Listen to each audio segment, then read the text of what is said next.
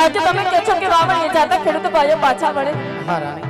આ જાણ લઈ જાતા રાયકા ભાઈઓ પાછા વળે? હા રાણી. અરે મારા નાથ, આજ ડગલે ને પગલે જો કદાચ આપણી આ રૈયત મેળલા બોલતી હોય તો આજ આપણી આ રૈયતને આપણી સંતાન સમજીએ છે ને.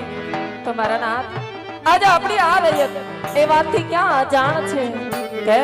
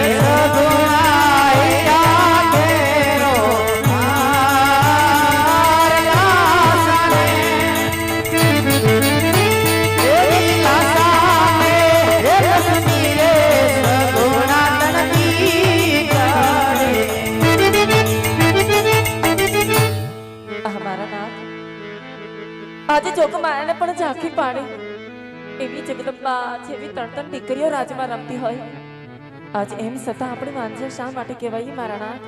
હા, જેમ જેમ તમે દીકરીની વાત કહો છો એમ મારી વેદને સમજાવું કે લાસા લક્ષ્મી સગુણા ત્રણ દીકરીઓ આ સતાય વાંજાના અવતાર કેમ કહો છો? પણ રાણી રે તો કેવું એવું છે, દીકરી તો એક પાકા ઘરની આજ છે.